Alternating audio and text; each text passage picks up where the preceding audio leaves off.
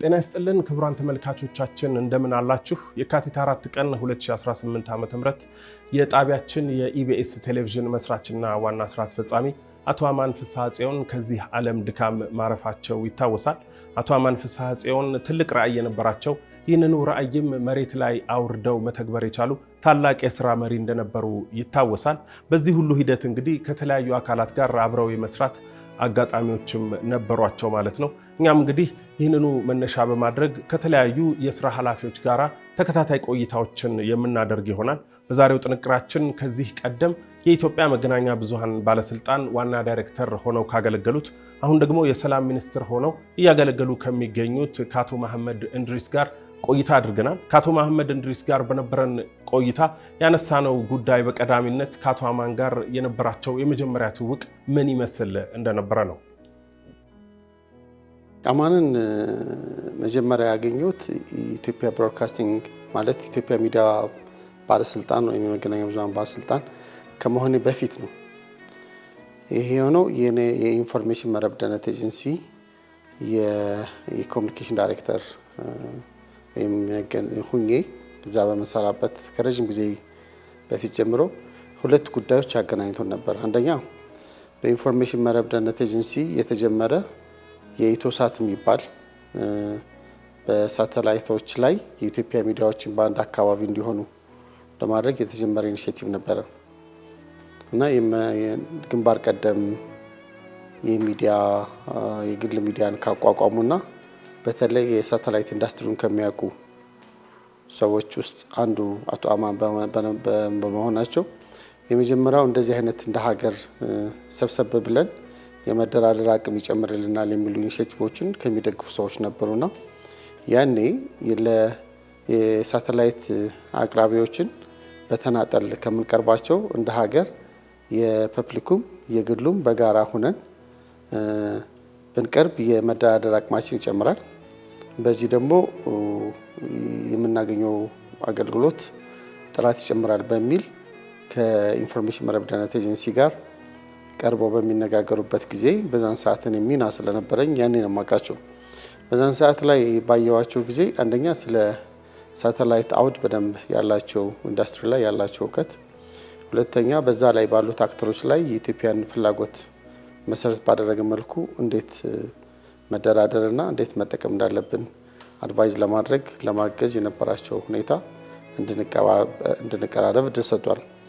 ከዛ በኢንፎርሜሽን መረብ ደህንነት ኤጀንሲ ህዝቡን የሳይበር ደህንነት አዌርነስ ግንዛቤ ለማሳደግ የሚያስችል የሳይበርኛ የቴሌቪዥን ፕሮግራም ለማዘጋጀት የሚዲያ ፓርትነር በሚመርጥበት ጊዜ አንዱ የነበረው ኢቢኤስ ስለነበር እሱም የፈጠረልን እድል አለ።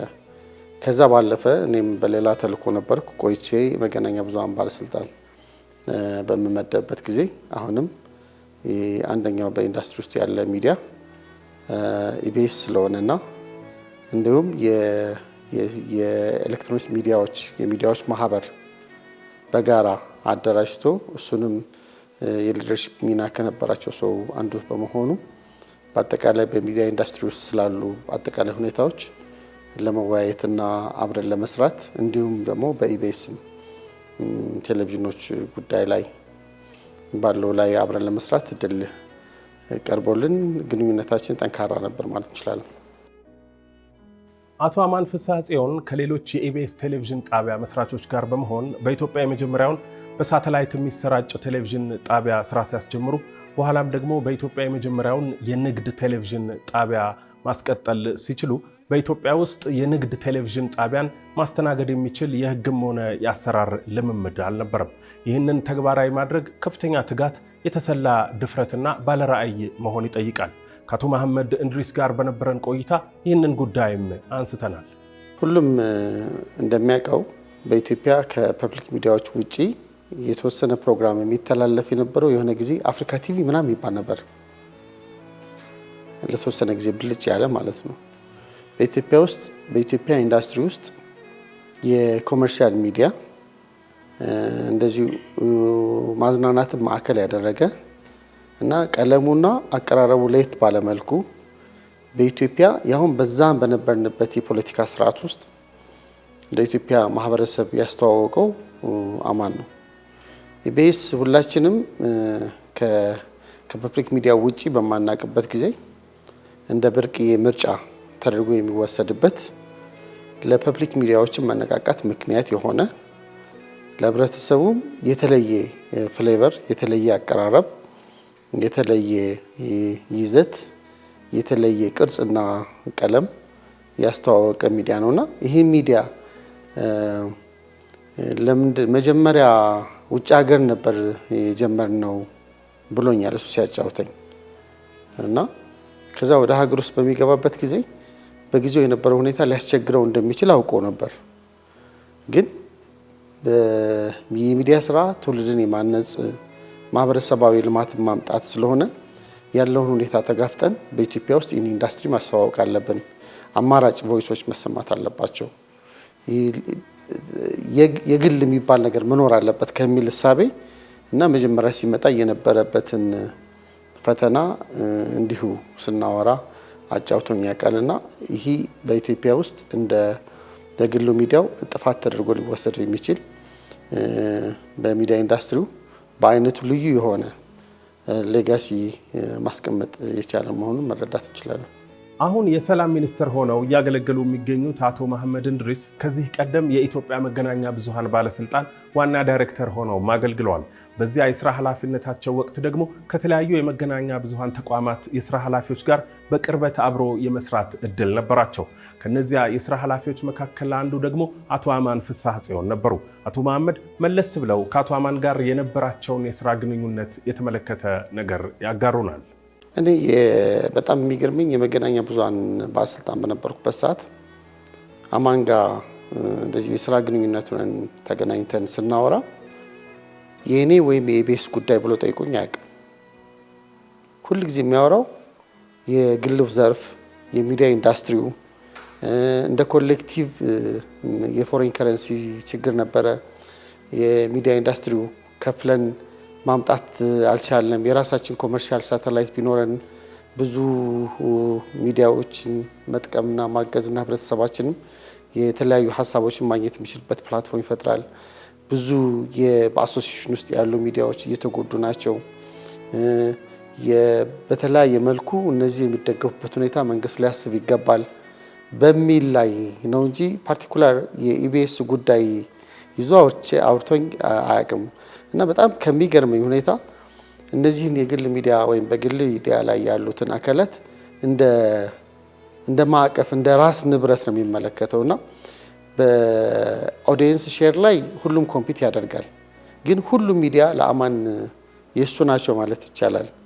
እና ሚዲያው እንዲበረታታ መንግስት በፖሊሲ እንዲደግፍ በፖሊሲ ላይ የተቀመጡ ጉዳዮች ወደ ተግባር እንዲመጡ በተለይ ደግሞ በሳተላይት ክፍያ ዋጋ አገልግሎት ክፍያ ላይ ተያይዞ ያለውን ጉዳይ ከአጭር ጊዜ አንጻር እንዴት መክፈል እንችላለን፣ ከባንኮች ጋር ተደራድረን ተነጋግረን ፎሬን ከረንሲ አግኝተን መክፈል የምንችልበት ሁኔታ ቢመቻች፣ ከረጅም ጊዜ አንጻር ግን ኢትዮጵያ ትልቅ ሀገር ናት፣ የራሷ ኮመርሻል ሳተላይት ሊኖራት ይገባል።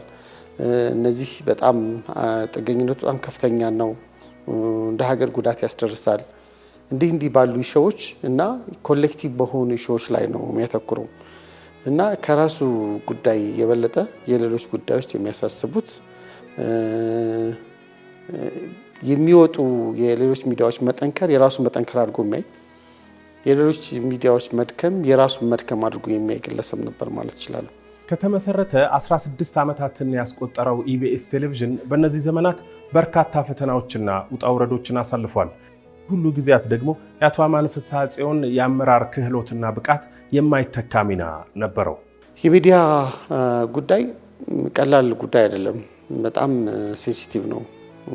ሚዲያ አንድ ፕሮዳክሽን ላይ አንድ ሚዲያ ዜና ላይ አንድ የተለያዩ ጉዳዮች ላይ የሚሰሩ ጉዳዮች የተለያዩ ስቴክ የተነካ አካል ኮምፕሌን ያደርጋል እና የመጀመሪያው በሚዲያ ሊደርሺፕ ከሱ ጋር ያየነው አንደኛ ሙያዊ ልቀቱን ጠብቆ ለመምራት የሚያደርገው ጥረት በጣም ከፍተኛ ነው።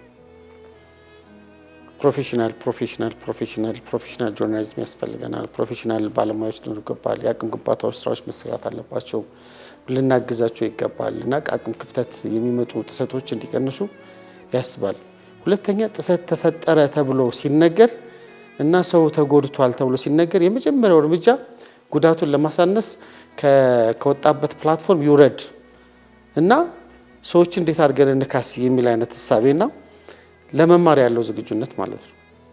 ኢሚዲየትሊ ይሄ ጉዳይ የት ላይ ነው የተፈጠረው ብሎ ገምግሞ ራሱ አስተካክሎ ለመምራት የነበረው ፈቃደኝነት በጣም የሚገርም ነው። ብዙ ጊዜ እንደዚህ አይነት ኮምፕሌን ሲመጣ አንዳንድ የሚዲያ ኃላፊዎች ጋርና የተለያዩ ጉዳዮች ላይ መከራከር ተሰማለ። ስለደረሰው ጉዳት ስለደረሰበት ክፍል ሳይሆን ይሄ ጉዳይ እኮ እንደዚህ ነው በራሳችን ኤዲቶሪያል ፖሊሲ አይተነዋል እና የሚሉት ነገር ይመጣል። አማን ሰዎችን ይጎዳል፣ ሰዎች ላይ ተጽዕኖ ይፈጥራል የሚል ሐሳብ ከመጣ በራሱ የመጀመሪያው ጉዳይ ጉዳቱን ለመቀነስ፣ ሁለተኛ ደግሞ ይህን ለማረም ፈቃደኝነቱና የመማር ዝግጁነቱ በጣም የሚገርም ነበር።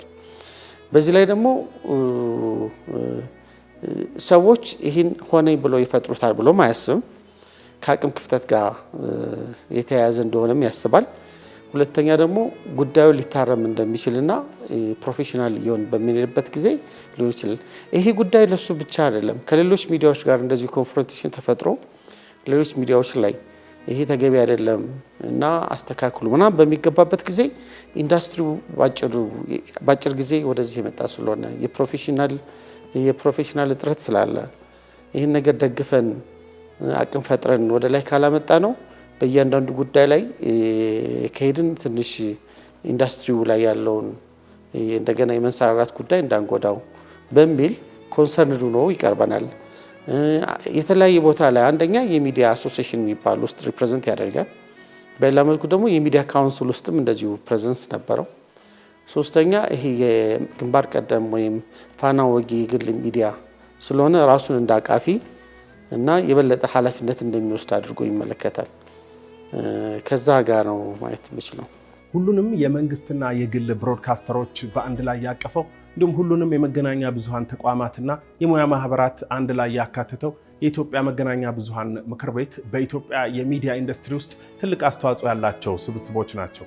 እነዚህ ሁለት ስብስቦች ከምስረታቸው ጀምሮ በእግራቸው እስኪቆሙ ድረስ አቶ አማን ፍስሐ ጽዮን ትልቅ አስተዋጽኦ አበርክተዋል። ከአቶ መሐመድ እንድሪስ ጋር በነበረን ቆይታ ይህንንም አንስተናል። እኔ በአሶሲዬሽኑ ላይ መጀመሪያ እነዚህ የፕራይቬት ሚዲያዎች በአንድ ሳተላይት ፕላትፎርም በናይል ሳት እንዲጠቀሙ በዩቴል ሳት እንዲጠቀሙ 512 በሚባል ፕላትፎርም ውስጥ እንዲጠቀሙ ሲደረግ ያንን ፕላትፎርም ያዘጋጀው ኢንሳ ነበር። ከዛ ለውጡ ሲመጣ ኢንሳ ፕላትፎርም አዘጋጅቶ በእንደዚህ አይነት ጉዳይ ውስጥ መሸጡ ተገቢ አይደለም፣ ሚዲያ ኢንዱስትሪው ራሱን መምራት አለበት የሚል የመንግስት አቅጣጫ ሲቀመጥ በጊዜው የነበሩት የኢንሳ ዋና ዳይሬክተር ይህን ጉዳይ እንደዚህ እንዳለ ተደራጅቶ ፕራይቬት ሚዲያዎች ይውሰዱት ተባለ። ያ ፕላትፎርም በኢትዮሳት የነበረው ኢትዮሳት ነበር የሚባለው። ስለዚህ የመጀመሪያውን ኢኒሼቲቭ የወሰደው አማን ነበር። አማን በጊዜው ከነበሩ ከሌሎች እንደዚሁ የፕራይቬት ሚዲያዎች ኃላፊዎች ጋር መጥተው ኢንሳ በነበረበት ሰዓት ከዚህ በኋላ ያለውን ሁኔታ እኛ ራሳችን መውሰድ እንችላለን ብሎ ይህ የብሮድካስተርስ አሶሲዬሽንን አቋቁመው ያንን ፕላትፎርም በጋራ ማስተዳደር የሚችሉበት ሁኔታ ፈጠሩ። ከዛ ደግሞ ከዛኛው ፕላትፎርም ወደ ኢትዮሳት ወደ ኤስኤስ ሳተላይት ሲዛወር ያ ብሮድካስተር ሳይንጠባጠብ የተሻለ ኔጎሲዬሽን አድርገው የተሻለ የመደመጥና አቅምን ወስደው እና አዲስ ፕላትፎርም አዲስ ከባቢ፣ ምክንያቱም በፊት የነበረው ዌስት ነው የነበረው። ከዚህ አሁን ያለው 57 ኢስት ላይ ያለው ፕላትፎርም ምንም አልነበረው።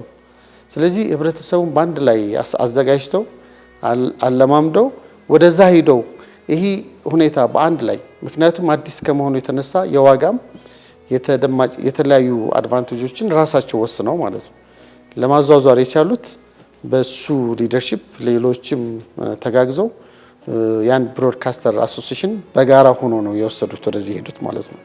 ወደዚህ በመምጣት ያገኙት የተገኘ ጠቀሜታ አለ።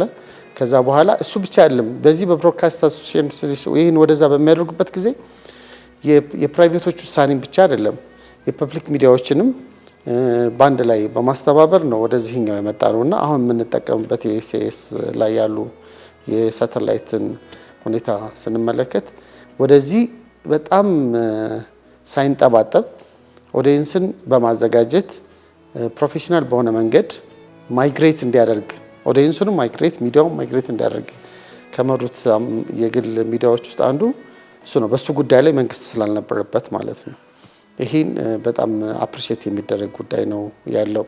የጥቅም ጉዳይ ላይ ሚዛኑ እንዲጠብቅ የብሮድካስት ባለስልጣን አብሮ የስቴኩ አካል ነበረ። ግን አጠቃላይ አስተባብሮ ወደዛ እንዲሄዱ ግን ለማድረግ ግን በፈቃደኝነት የተመሰረተ ስለሆነ የአቶ አማን ስራ በጣም የማይረሳና አሁን ላለው ሁኔታ የራሱን አስተዋጽኦ ያደረገ ነው ማለት ይችላል። በኢትዮጵያ አሁን ላይ ሁሉም ማለት በሚቻል መልኩ የቴሌቪዥን ጣቢያዎች የሚተላለፉት ኤስሲኤስ በሚባል ሳተላይት በኢትዮሳት ነው። ኢትዮሳትን እውን ከማድረግ አስቀድሞ በርካታ ውጣ ውረዶች ታልፈዋል። ሂደቱን በቅርበት የሚያውቁት አቶ መሐመድ እንድሪስ በዚህ ሂደት አቶ አማን ፍስሐ ጽዮን የነበራቸውን አስተዋጽኦ በተመለከተ ተከታዩን ደግሞ ነግረውናል። ምንድነው ወደ ኋላ ሄደን ስንመለስ በመጀመሪያ የኢትዮጵያ ብዙ ጊዜ ሳተላይቶች በአረብ ሳት ውስጥ ነበሩ። በተለያዩ ሁኔታዎች በአረብ ሳት እሱም በዌስት ነው። የ7 እና የ8 ዲግሪ ልዩነት ነው።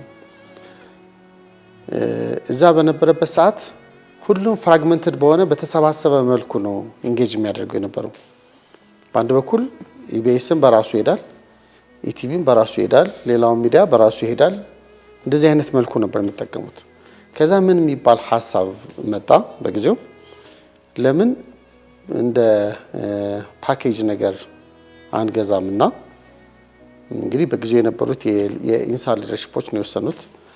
ያንን ፓኬጅ ላይ ኢትዮጵያዊ ቻናሎችን እዛ ጋር ለምን አንሰበስባቸውም እና ወደፊት ይህን ኢትዮሳት ብለን ነው ይዘውና ወደፊት የራሳችን ሳተላይት ሲኖረው ወደዛ ማይግሬት ያደርጋል የሚል እሳቤ ነው። በእርግጥ በዛን ሰዓት በነበረው ሊደርሺፕ ሲሰራ የነበረው አካሄድ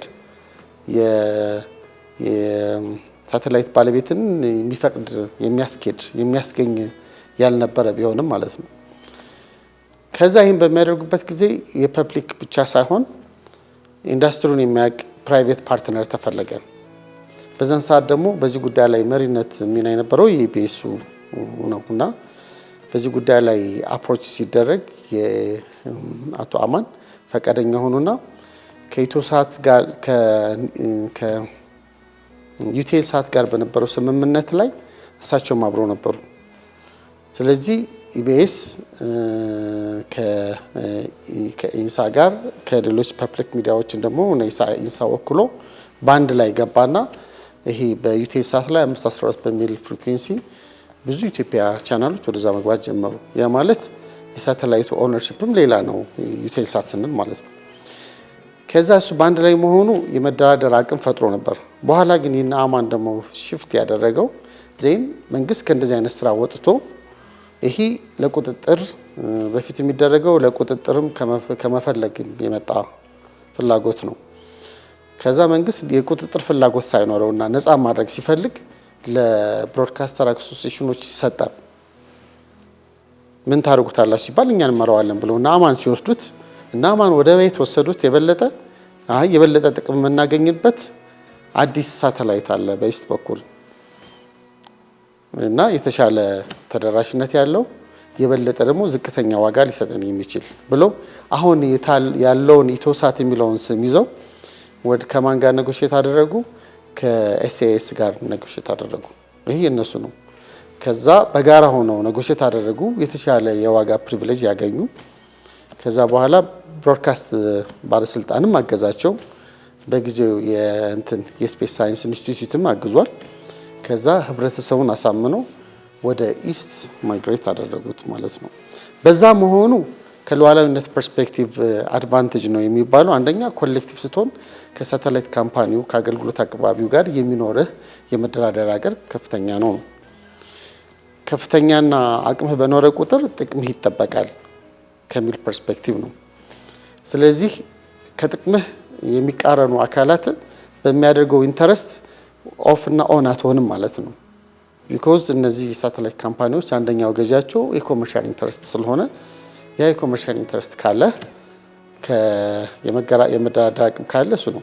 ግን አማን በዚህ ውስጥ ስትመለከት አማን የሀገር ፍላጎቱ የሀገር ወዳድነቱና የሀገር ሉዓላዊነትና የሀገር የመከበር ፍላጎት የመከበር ጉዳይ ላይ ሁሌ ያለ ማለት ይቻላል። አቶ አማን ፍስሐ ጽዮን ከዚህ ዓለም ድካም አርፈዋል። የእርሳቸው ራዕይና ሌጋሲ ግን መቀጠል አለበት። ከአቶ መሐመድ እንድሪስ ጋር በነበረን ቆይታ በመጨረሻ ያነሳንላቸው ጉዳይም ይህንኑ የተመለከተ ነበር። በመጀመሪያ ደረጃ እኔ አንድ መልካም ሰው በኖረበት ጊዜ ላደረጋቸው ጉዳዮች ይመሰገናል። አቶ አማን በማረፋቸውም በቁመናቸውም በሀገር እውቅና ሲሰጣቸው ነው የነበሩት። ሁለቴ ለምሳሌ በሀገር ደረጃ ለሚዲያ ባለቤቶች እውቅና ሲሰጥ ኢቢኤስ ነበረ በመጀመሪያ ደረጃ እውቅና ከተሰጣቸው ውስጥ ነው። አሁን ካረፉ በኋላም በክቡር ጠቅላይ ሚኒስትራችን ዶክተር አብይ አህመድ የተቀመጠው ራሱ ሀገር በፈለገችበት ጊዜ የሀገርን ፍላጎት የሚደግፍ ነበረ ሰው ተብሎ ተቀምጧል። ብዙ ሰው በሰዋዊነቱ አመስግኖታል። ብዙ ሰው በፈጠረው ኢምፓክት አመስግኖታል። በሚዲያ ኢንዱስትሪ ላይ ባደረገው ኮንትሪቢዩሽን በጣም ብዙ ሰው አመስግኗል። በደግነቱ እሱ በፈጠራቸው ሀሳቦች የተጠቀሙ ሰዎች ብዙ ሰው አመስግኖታል። እሱን በዚህ ደረጃ ማመስገኑ አንድ ነገር ነው። ሁለተኛው ግን እንደዚህ አይነት መልካም ሰዎች የሰሯቸው ስራዎች፣ የጀመሯቸው ውጥኖች፣ ያቋቋሟቸው ተቋማት ተጠናክረው እንዲሄዱ ግን ሁሉም አካል መደገፍ ይኖርባቸዋል ማለት ነው። እሱ የፈጠረው ሲያስተዳድረው የነበረውና በባለቤትነት የነበረው ኢቢኤስ ብዙ ማህበራዊ ስብራቶችን የሚጠግን የህብረተሰባችን የተራራቁ የተጠፋፉ በማጣትና በመጠጣጣት የተሰበሩ የተጎዱ ልቦችን የሚጠግን የሚያቀራርብ የሚያዝናና በማህበረሰብ ውስጥ ከፍተኛ ሚና የሚጫወት ሚዲያ ነው። ይህ ሚዲያ የበለጠ እየጠነከረ የበለጠ ትልቅ እየሆነ እንዲሄድ አድማጮቹም ተመልካቾቹም ማንኛውም አካል መደገፍ ይኖርበታል ብዬ አምናለሁ። እሱ ወደዚህ ደረጃ እንዲመጣ የፕራይቬት ሴክተሩ የፕራይቬት ሚዲያው እንዲበረታ ያደረጋቸው ስራዎች የበለጠ እየታወሱ የሚሄዱት እድለኛ ነው። ምክንያቱም የሀገራችን አሁን ያለው የፖለቲካ ስርዓት የአስተሳሰብ ብዝሃነት እንዲፈጠር የፕራይቬት ሚዲያዎቹ እንዲፋፉ በፖሊሲ እየደገፈ ባለበት ወቅት ነው። ስለዚህ ከዚህ ጋር አብሮ የታወሰ እንዲሄድ ማድረግ ያስፈልጋል። በእንደዚህ አይነት ስራዎች ላይ ያደረጋቸውን ኮንትሪቢዩሽኖች ደግሞ እንደዚህ በሰነድ በጽሁፍ በምናምን በተለያዩ ጉዳዮች ሰንዶ ተተኪ በኢንዱስትሪ ያሉ ተዋናዮች እንዲያውቁት ማድረግ ታሪክ እንዲቀመጥ ማድረግ ያስፈልጋል። ዋናው ሰዎች በጊዜያቸው ይኖራሉ። ሁለት ነገር፣ አንደኛ በማህበረሰብ ቆይታቸው ላይ እንደ ማህበረሰብ ያላቸው መልካምነት፣ ሁለተኛ ለሀገራቸው ያደረጉት ኮንትሪቢዩሽን፣ ሶስተኛ በመኖራቸው ለብዙዎች እድል በሚፈጥር መልኩ ያደረጉት አስተዋጽኦ ቋሚና ሊዘከር የሚችል ነገር ስለሆነ ይህን ሌሎችም በቁመና ያለነው ልንከተሉ ይገባል ለማለት እወዳለሁ። አቶ አማን ፍስሐ ጽዮን በስራ ዘመናቸው ከተለያዩ ግለሰቦችና የስራ ኃላፊዎች ጋር በጋራ አብረው የመስራት አጋጣሚዎች ነበሯቸው። እኛም እነዚህን ግለሰቦችና የስራ ኃላፊዎች እያነጋገርን የተለያዩ ጥንቅሮችን ወደ እናንተ ማድረሳችንን እንቀጥላለን። የዛሬውን ጥንቅር አዘጋጅቼ ወደ እናንተ ያቀረብኩት ኤርሚያስ በጋሻው ነበርኩ። በደህና ቆዩ።